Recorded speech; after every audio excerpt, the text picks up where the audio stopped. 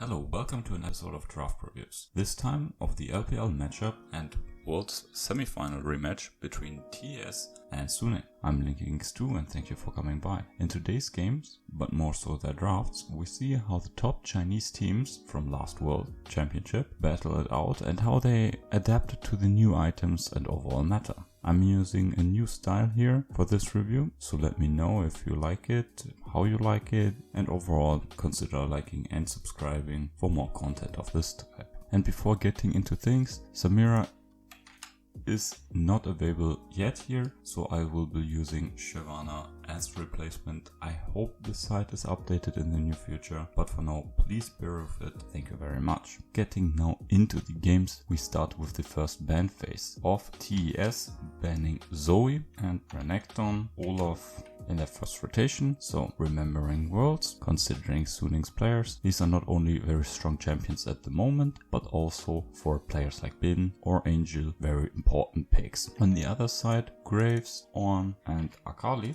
have a similar story. All of them are very contested in today's meta because of their power level, and also players like Knight shouldn't really get Akali at the moment. So yeah, these bans do make some sense, but you probably noticed some of the more stronger picks made it through. One of them obviously being Samira, which is the first pick for TES. Very strong right now, can completely turn around games. We all have seen the highlights online. Also, she doesn't really reveal all that much about her team. On the other side, we see Kai'Sa and Aatrox as the answer, so getting the next best AD carry in many people's opinion. And yeah, Kai'Sa is also completely fine into Samira, although she is a bit weaker by a good chunk. Aatrox, a more standard top laner due to the item changes, with Renekton already banned the standard counter pick, besides something like Ornn, Volibear, Jace, etc. The standard counter pick is off the table. But strangely, one of the more OP champions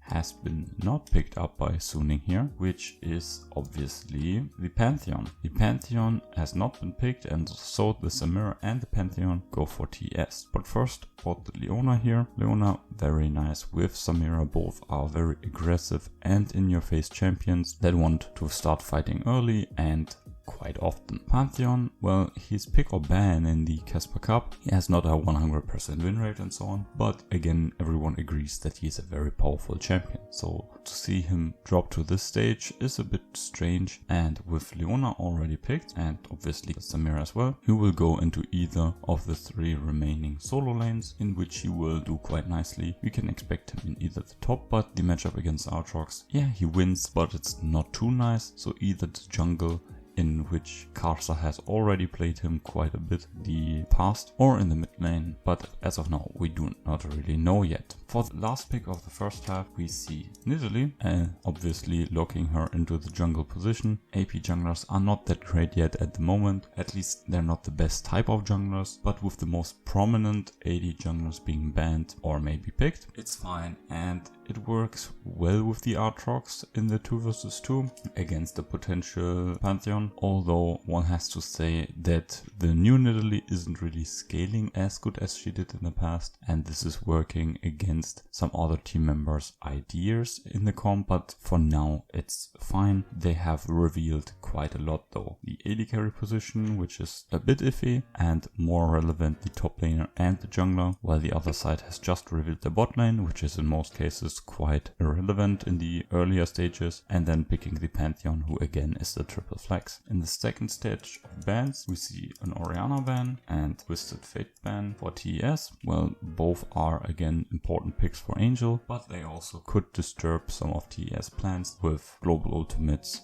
or easier tools to disrupt their more short-range engaged champions that has to walk over the ball in some scenarios. And with so many of Suning's picks already shown, right, the jungler and the top laner, very important, they can ban a bit more freely in this department. On the other side, Kennen and Jace, well, I already mentioned the Renekton is being banned on this side, so Aatrox is quite fine. Now with more of these bans coming in, he is even more fine in the top lane, again losing one of the stronger counters here. In the second rotation of the pick health, we can see Galio being locked in, who is, a bit of a flex, so Suning hides at least something in their draft now. You can see the team is quite loaded with AP damage now, so it's a bit of an issue. Additionally, they have also no real engage. Galio is follow-up engage, remember. This is not Galio's fault in this case, because they already had 3 picks beforehand who didn't address this issue, and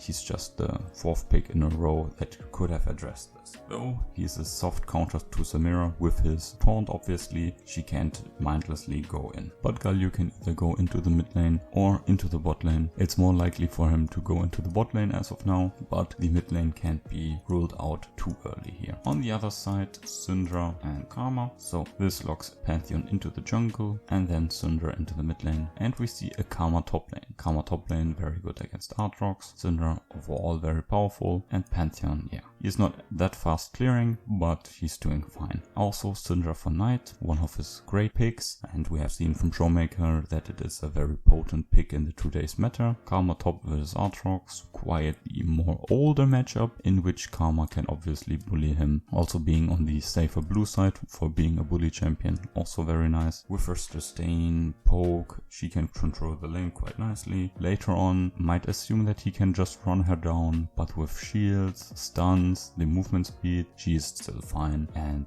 she complements Samira and the rest of her team quite well, increasing their engage potential, and obviously with her shields protecting the still quite squishy Samira. Lastly, for Suning, we see Victor being locked in, confirming that the Galio is in the support position. Victor for Angel, he has played it in the past, but it's not like his standard one-trick pony pick. But Victor into Syndra is obviously a matchup that is quite okay. Still, they have no engage, as I already alluded to, but they got some safer wave clear, which they did lag beforehand. Overall, TES has a nice team fighting comp, as we can see here. Champions working quite well and spiking around the first item in many cases. They have some options to scale nicely into the late game in some parts, but they would be at a disadvantage here due to no real frontline, and their only DPS is very short ranged, as well as having 2 supports in their lineup.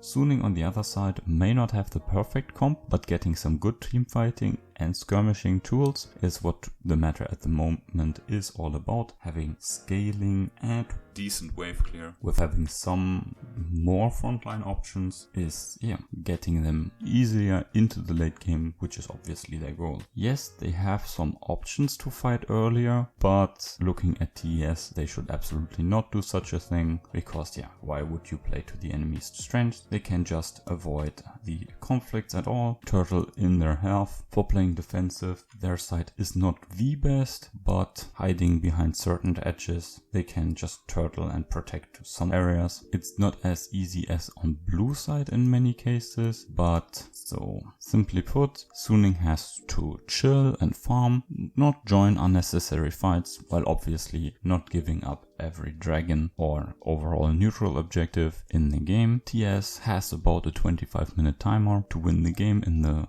right way. Otherwise though, they have to put a shit ton of work to win late game team fights through miracle outplays by their carries, which is not really likely, especially if you consider how strong the team Suning is. Will they be so easily outplayed? I don't think so. TES has a timer here to consider as well. Coming to game number 2, after Suning was able to win the first game in the late game teamfight, as we already alluded to due to the draft, Suning was able to hold firm, and with TES being a bit over aggressive at times and being punished accordingly, they weren't able to snowball their lead, or easier said, weren't able to generate a strong enough lead. So going into the ban phase of round number 2, again we start with the Renekton, this time an Aatrox ban as well, and lastly the Olaf ban for TES. Adapting here by banning the Aatrox, who was not the greatest issue for them in the previous game, but still was doing quite fine, and in comparison they don't fear the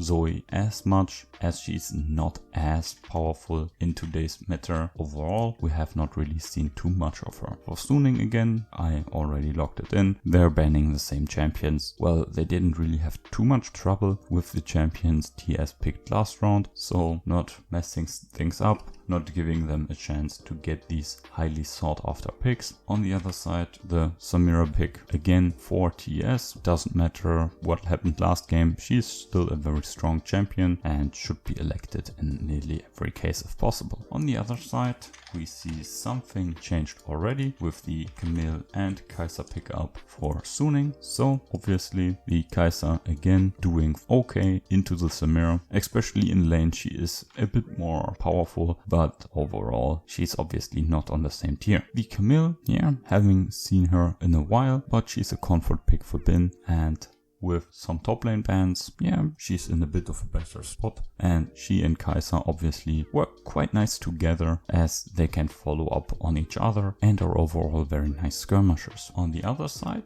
the answer for this rotation is an Alistar Jax rotation. So Alistar with Leona, obviously the two strongest supports in the moment, with some hidden outliers with Galio and the Maokai, who can situationally be obviously quite a bit better, and the Pantheon, who can be flexed in nearly every position, obviously not being counted here. The Jax into the Camille, a matchup we saw a couple of times. It works quite well for him in the isolated 1v1, but obviously her mobility makes her the better team fighter and skirmisher. He wants to split push, as Jax does every time, nothing too uncommon. Alistar, he can threaten the short range of Kaiser and can somewhat deal with a Camille in a team fight, and yeah, in comparison to what they had last time, he's a bit more of the reliable engage tool. Lastly, for the first pick half, we see Lilia for SOFM. It's quite strange and more uncommon to see at the moment, but after game 1 we saw the trend of longer games, so a better scaling jungler comes quite in handy. Also her damage mix works quite nice with Camille. In the second ban phase, we see an adaptation banning Galio and